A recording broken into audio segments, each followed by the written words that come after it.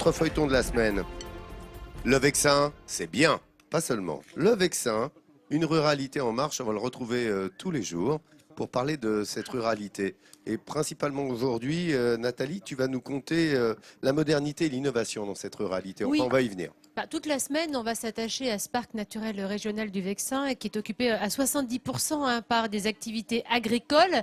Mais le monde agricole, ça ne veut pas dire un monde qui ne bouge pas, qui est inerte. Au contraire, ici, le monde agricole, c'est un monde qui est en perpétuel mouvement, tu l'as dit. Et là, je vais vous proposer quelque chose que je trouve vraiment innovant et que j'apprécie particulièrement. C'est la vente. Écoute bien, hein, la vente automatique en distributeur de produits du terroir. C'est un petit peu les produits de la ferme, ouverts 24 heures sur 24, 7 jours sur 7. Les fruits et légumes, mais aussi, pourquoi pas, les laitages, pourquoi pas la viande. C'est formidablement innovant. Oui, la ruralité n'empêche pas la modernité. Le Val d'Oise compte l'un des 4 parcs naturels régionaux d'Île-de-France, celui du Vexin. C'est une terre de ruralité où l'activité agricole reste aujourd'hui encore très présente. Un territoire où poussent les bons produits de la ferme, mais où germent aussi des initiatives innovantes, comme ici, dans cette ferme, au milieu des champs d'Auvers-sur-Oise. Catherine commence ses journées d'une façon un peu particulière. Devant sa caisse, elle confectionne des paniers garnis avec des produits de saison. Pommes de terre, carottes, endives, salades, radis, poireaux, de bons légumes de saison qui proviennent de son exploitation. Je fais des paniers qui sont tous différents les uns des autres. Comme ça, cela permet d'avoir un assortiment varié et de satisfaire le plus de gens possible. Le prix moyen de ces paniers oscille entre 4,60 € et 10 €. Il y en a pour tous les budgets, mais aussi pour tous les goûts. Car lorsque Catherine choisit ses légumes, elle pense toujours à une recette que peuvent faire ses clients. Je prends, selon mon idée, les légumes pour faire un panier cohérent, pour que la cuisinière puisse cuisiner quelque chose qui ressemble à un repas. Si Catherine prend un soin si particulier à composer ses 40 paniers quotidiens, c'est que son système de vente est unique. Alors comment les vend-elle? Nous allons le savoir en la suivant en livraison. Non, elle ne va pas les mettre sur son étal, ni les livrer chez un client. Mais elle se rend à 10 mètres de son entrepôt pour les commercialiser ici. Dans ce système révolutionnaire, un distributeur automatique pour produits fermiers. C'est aperçu que c'est un autre moyen de commercialisation et que les gens, en fin de compte, ne veulent plus être tributaires des horaires, des jours d'ouverture, de faire la queue. Comme ça, c'est en libre service tous les jours de la semaine. 7 jours sur 7, à toute heure, je dirais à minuit. Des fois, on voit des gens qui viennent faire leur petit marché, donc c'est assez plaisant quoi, comme idée. Cette exploitation est la première à avoir installé ce genre de distributeur dans le Val d'Oise. Le principe est simple. Il suffit de payer en pièces ou en billets et d'indiquer ensuite à la machine le numéro du casier qui correspond à son choix. Et pour savoir ce qu'il y a à l'intérieur des casiers, il suffit de lire le ticket que Catherine a pris soin de laisser apparent. Vous avez exactement ce genre de ticket avec l'intitulé du produit, le poids que nous leur mettons, le prix au kilo. Donc vous avez toute la liste et après nous avons le montant total. Donc souvent les tickets se trouvent barrés parce que nos cases sont programmées pour un certain prix. Et quand nous faisons nos paniers, il est très rare de tomber pile poil. Mais c'est toujours à l'avantage du client.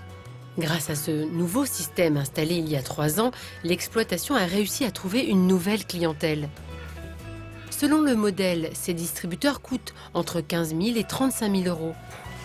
Mais devant le succès rencontré, Catherine en a installé un second dans la cabane. Ce sont aujourd'hui 64 casiers qui sont réapprovisionnés quotidiennement pour le plus grand plaisir des clients qui disposent d'une plus grande variété de produits. Isabelle achète ses légumes dans cette ferme en vente directe depuis une quinzaine d'années. Mais depuis qu'il y a ce distributeur au bord de la route, elle profite pleinement de cette nouvelle forme de commercialisation. On peut venir quand on veut, le week-end, en dehors des heures d'ouverture de la ferme. Et puis, quand il y a beaucoup de monde aussi, par exemple en pleine saison, des fois il y a la queue assez loin. Et du coup, ça permet aussi de venir ici et de gagner du temps. Si le distributeur automatique est un nouveau canal de distribution pour les produits fermiers, c'est une offre complémentaire qui n'a pas remplacé la vente directe à la ferme. Catherine le sait, rien ne remplace le contact humain et elle y tient. Voici vos carottes. D'accord. Préférez endive ou endivette? Endive. La vente uniquement distributeur, ça ne me plairait pas parce que j'adore pouvoir discuter avec nos petits clients qui viennent toutes les semaines. Et la majorité, comme Rachel, comme tous mes clients qui sont là, je les vois, pour ainsi dire, toutes les semaines. Donc c'est avec plaisir que nous partageons même des petites recettes de temps en temps. Si Catherine est le visage de la ferme auprès des clients, celui qui produit et récolte les légumes de l'exploitation, c'est son mari Christophe, qui a pris la relève de la ferme familiale. Christophe continue à travailler de manière traditionnelle dans les maraîchages. Mais il est également fier d'offrir désormais une nouvelle forme de vente via le distributeur automatique. Pour lui, produits du terroir et modernité peuvent s'associer. C'est un vieux métier, un des plus vieux, mais il faut toujours essayer de rechercher des nouveautés, aussi bien en production qu'en commercialisation, pour toujours satisfaire le client. C'est pour ça qu'on a voulu essayer le système de vente en distributeur automatique. Ce qui fait des émules d'ailleurs, puisque chez les collègues, plusieurs depuis sont passés, ont fait le pas. Et dernièrement, mon cousin en volaille. Et en effet, à 500 mètres d'ici, Philippe s'est inspiré du succès de son cousin et s'est lui aussi lancé dans l'aventure du distributeur automatique. Éleveur de poulets, pintades et canettes élevés en plein air, il propose dans ses machines des volailles, mais aussi des œufs. Ça a mis 2 ans avant d'aboutir au projet. On a le temps de trouver une machine qui puisse conserver le froid correctement au niveau de la viande. Et quand on a eu trouvé, on a décidé de se lancer et de tenter l'aventure. On remplit régulièrement, des fois 2-3 fois par jour, des fois moins, ça dépend des journées, mais toujours des produits frais, quoi. Pour que la viande soit bien conservée, il a fallu trouver un distributeur réfrigéré. Et Philippe est fier d'être l'un des premiers à avoir installé une telle machine en France. En un an, son bilan est positif. Il est largement au-dessus des prévisions qu'il avait faites. On est déjà en train de se poser la question si un jour on ne passera pas à augmenter un petit peu le nombre de casiers pour donner encore plus de souplesse, et pour nous et pour les clients, quoi.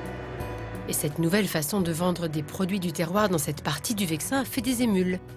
Cet horticulteur est un client habitué de Philippe et lui aussi aimerait prochainement utiliser cette nouvelle méthode de distribution.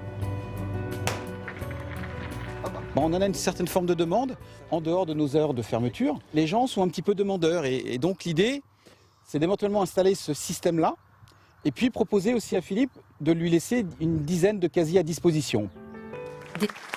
Quelle formidable adaptation du monde rural au nouveau mode de vie des Français finalement. Non mais ça fonctionne, t'as vu, elle dit j'ai une machine, j'en ai acheté une seconde. Alors il faut savoir que c'est pas plus onéreux en fait.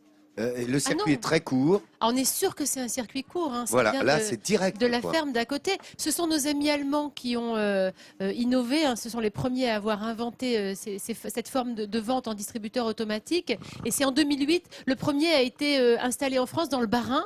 Alors l'intérêt du distributeur automatique côté producteur, finalement, au-delà de l'investissement qu'on a vu en fonction du nombre de casiers, c'est que les coûts de commercialisation, finalement, sont connus dès le départ et que ça n'entraîne pas l'utilisation de ressources humaines en plus à la vente, à des horaires forcément compliqués. Là, on l'a vu, 24/24, 7 jours sur 7.